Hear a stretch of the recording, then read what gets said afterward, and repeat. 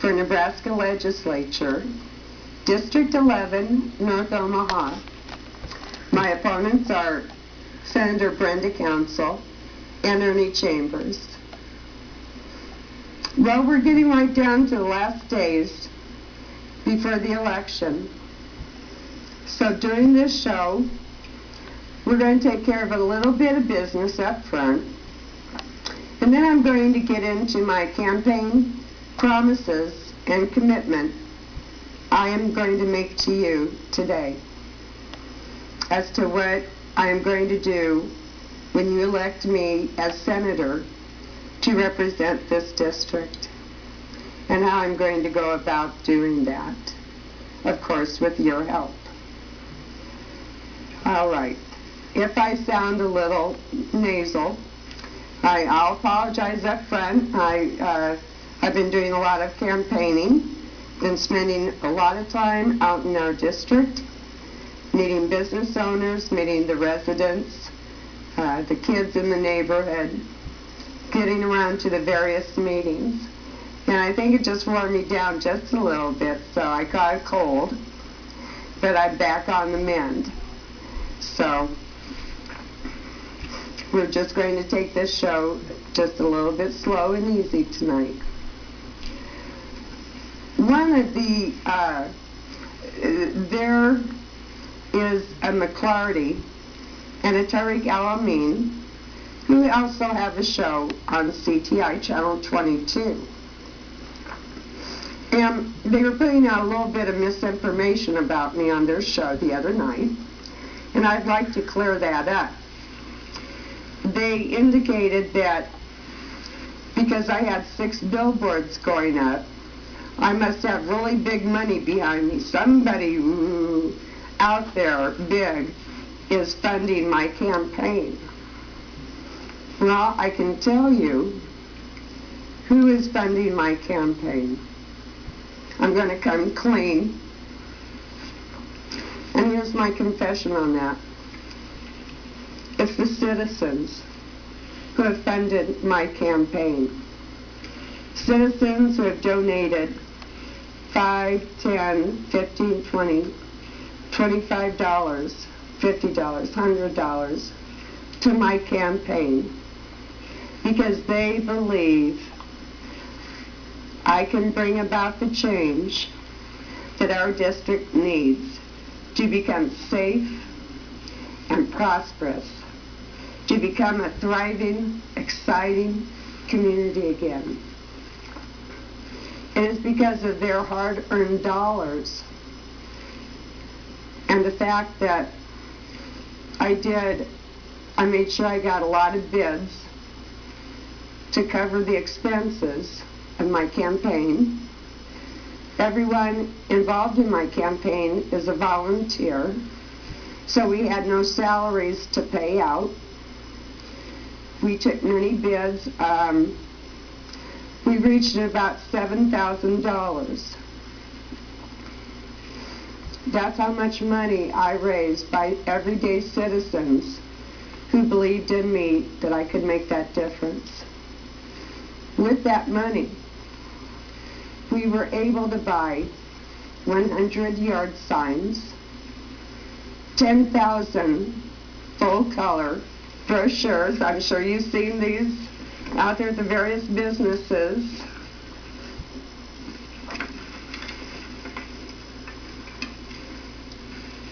T-shirts for our volunteers. And then the 6 billboards that I'm sure you've all had a chance to see because they are throughout our district. Again, that was money, hard-earned money, that the citizens sent in to me. To date, I have not received any money from an organization, a club, lobbyist, special interest group. It's all been from citizens. Okay, enough on that.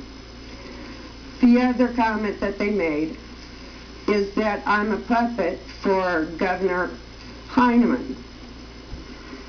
As much as I respect Governor Heineman and his leadership abilities, the fact that he has, with a common sense approach, successfully run this state, I admire so much. But I am a puppet for no one. I apply common sense. I listen to all sides of the issue. I look at the facts that are presented.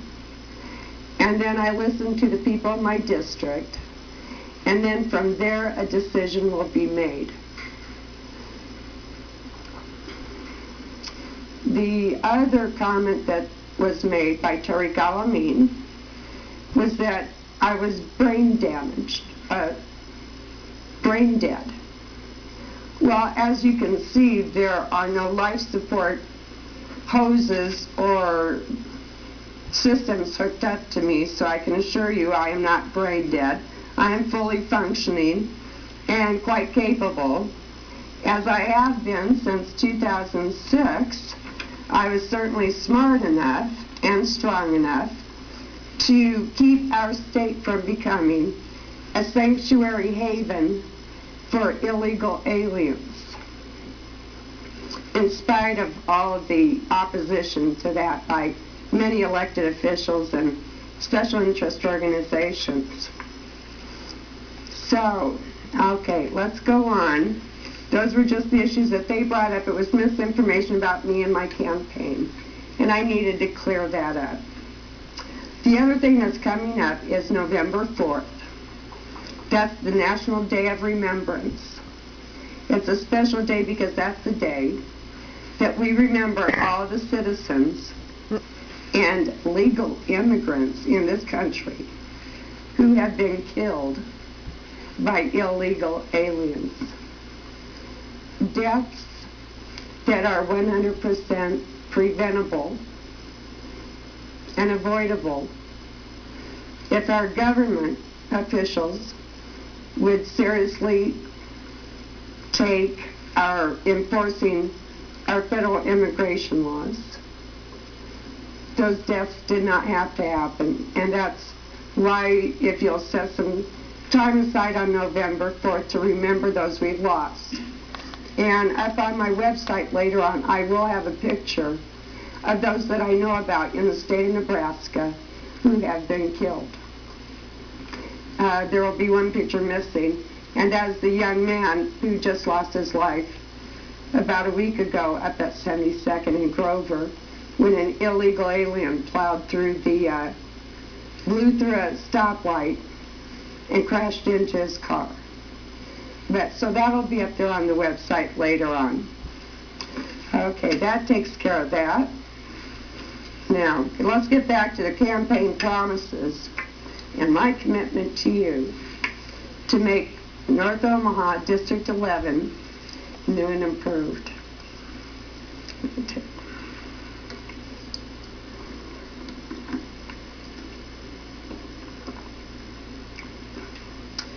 I will lead by example.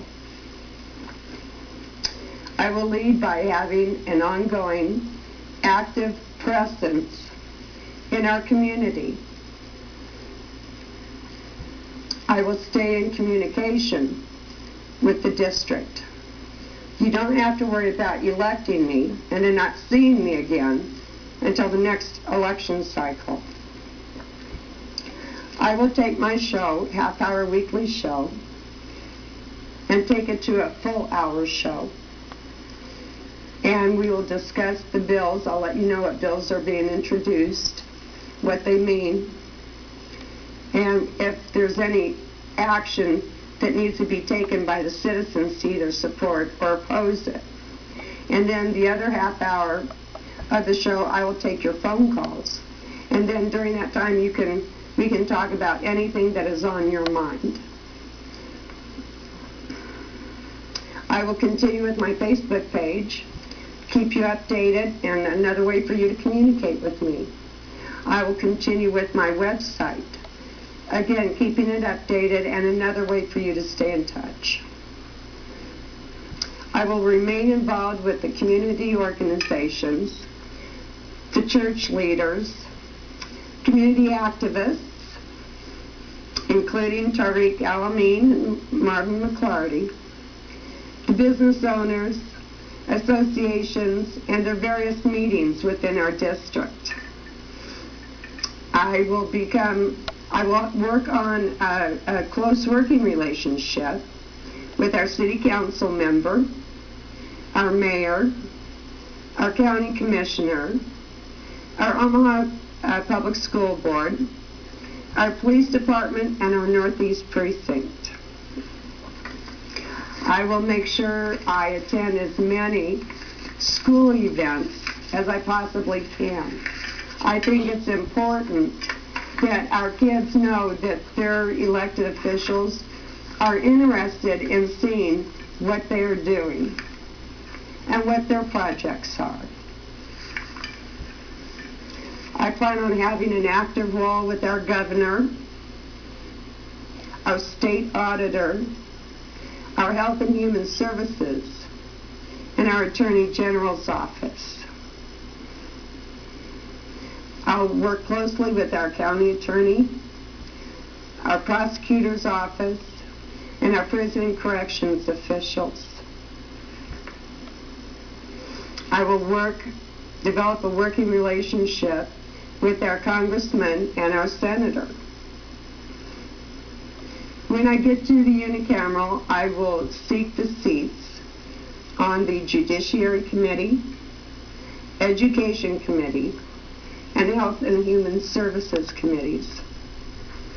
My focus is going to be on crime, getting tougher penalties for criminals, taking a look at our incarceration facilities and programs.